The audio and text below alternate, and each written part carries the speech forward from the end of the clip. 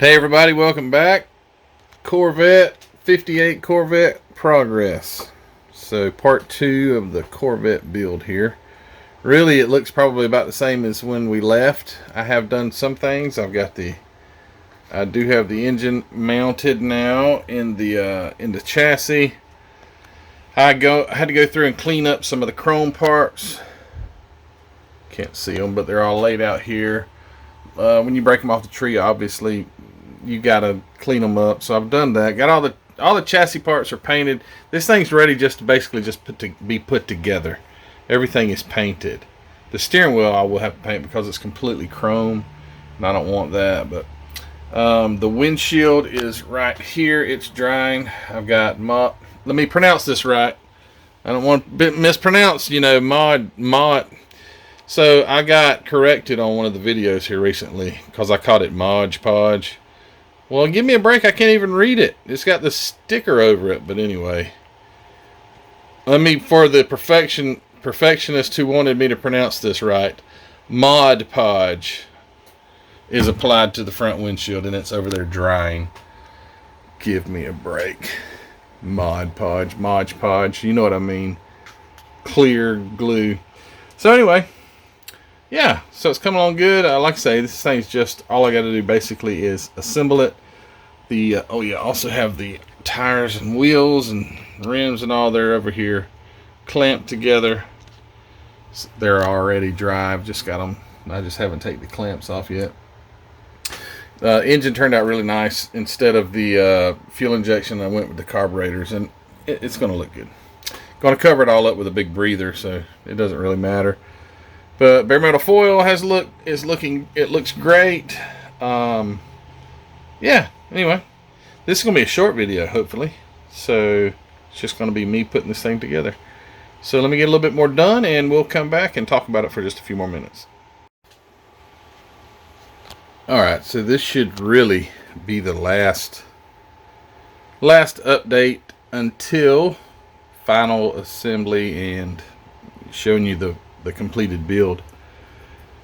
Got the engine. I think that was already in there a while ago. I'm not sure. Anyway, maybe it was. I can't remember my last update if it was or wasn't. But anyway, there's the engine. It's mounted in the chassis. Got the wheels on it. Exhaust. Everything's ready to go there. I got the interior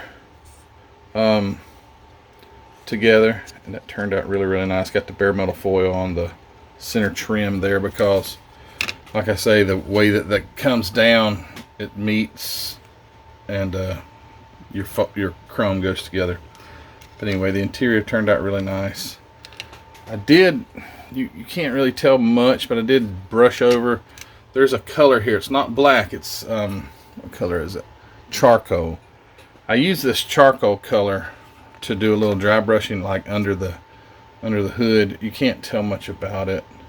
But it takes that dead black and gives it a little bit of life. So I do that under the hood. I also did it on the bottom of the chassis. You can't tell much, but it does. It awakens that dead look. I did it on here as well. So just a color that's just a little lighter than the black. Brush it on there really light. Dry brush it on there. And it does awaken that plastic toy. And it makes it look like it makes it look real. I have not done any, I don't think I did. Maybe I did black wash a little, but I don't think I black washed the engine. I'm about to do that. About to put some black washing on the intake just to give it a little bit more shadowing. But other than that, I have to do one more. I'd have to mount the headlights in the bezels.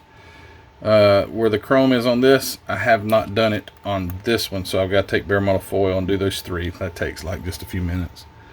But other than that, this thing is, like I say, other than just final assembly, windshield wipers, bumpers, headlights, grill, it's done. So let me get it together, and we'll come back and talk about the finished 1958 Revell Corvette. Stand by. Alright, well here it is, all finished up. Looks pretty good if I say so myself. stance is a little off to me. Seems like the back is a little too high, but it's not because it's not where it's supposed to be. Alright, Revell 1958 Corvette. I think it turned out great. What do you guys think? What do you think about the maroon interior and the cream colored sides there? I think it turned out just great. See how it looks a little jacked up in the back? Yeah. It's not.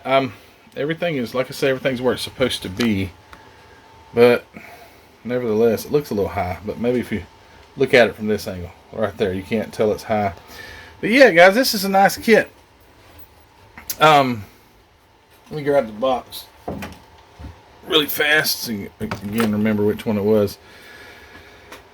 I got this from Hobby Nut, as you probably already know. I'm sure I mentioned it several times. Hobby Nut Models, Mark over there sent me this kit to build, review, and unbox, and all that stuff. So it is a really, really nice model car. I would say it's probably okay. Well, what is it? Level 4. Yeah, it's not for a beginner. I can promise you that. So there's some things that are a little tricky.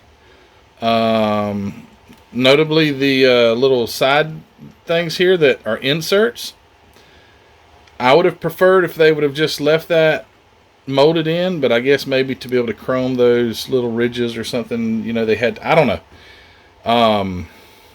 The options for the carburetor or fuel injection. I chose to do the carburetor, and by the way, the breather is right there. I don't have the breather on it because it's got, the carburetors are so cool looking. Come on, hood. The carburetors are so cool looking. Hood's a little tight, that I wanted to be able to show them off, and I can put the breather in the seat. It won't just sit up on there. Let me get this darn hood off. Alright, there we go. So there is the small block Chevy, 2 4s, plug wires. Turned out really nice. And yeah, I decided to leave the breather off. I can set it on top, but it just falls right off. But to be able to look into to the top of those 2 Rochester carburetors, I bet that's what they are. You Chevy geeks probably could tell me what kind of carburetors came on it, but I think they're like Rochesters or something like that. I might be wrong. I have been wrong before. My wife's told me that, but I disagreed with her. But anyway, yeah, so under the bottom, turned out really nice. I did just a driver. This is a driver look, so I did some dry brushing under the bottom to get it just a worn, not a worn out, but driven look. So this is a show car. He's got, the engine is a little, you can tell it's driven because it's got a little bit of a grime around the intake. It does have an opening trunk, if I can get the darn thing to open. I didn't put the hinges on the front hood. I don't like to hinge hoods, and because this has a trunk, and most of my cars don't have trunks, I made the hinges on here where the hood or the trunk would actually, my goodness. Hold on just a second. It'll come off. So there's the trunk, so you could take and put you a spare tire or something like that in it if you wanted. And the bare metal foil turned out really nice on this. So let me get my little professional toothpick pointer. This bare metal foil around all this is bare metal foil. These 3 are bare metal foil. Around the window obviously is not, so that's chrome. But this is actually easy chrome. Remember that review I did? This piece here and this piece here is that easy chrome. I think it was easy chrome. That's what it's called. But then this is bare metal foil here, along with going down in the seats down in there. That's also foil, bare metal foil. On top of the front fender, that's bare metal foil. I used Mod Podge for the headlights, and the no, I take that back. I used clear Elmer's glue for the headlights. This clear Elmer's glue right here. It actually works pretty good. So when you, I left it open. It doesn't come out. It's thick, so it's sticky. It's thick. A little harder to apply with the little nozzle, but I used it for the tail lights as well. The clear Elmer's glue, it dries completely crystal clear. And the Mod Podge for the windshield because it has a little bit more grab to it. The interior turned out really, really nice. All in all, it's just a really nice car. Really happy with it. Again, thanks to Mark over at Hobby Nut for sending it to me and letting me build it, review it, put it on my shelf and enjoy it, which it's going to be. So I guess with that said, I guess this video is complete. What do you think about it? Have you built it? If you like Corvettes, it's a nice kit. It is definitely not on right. There we go.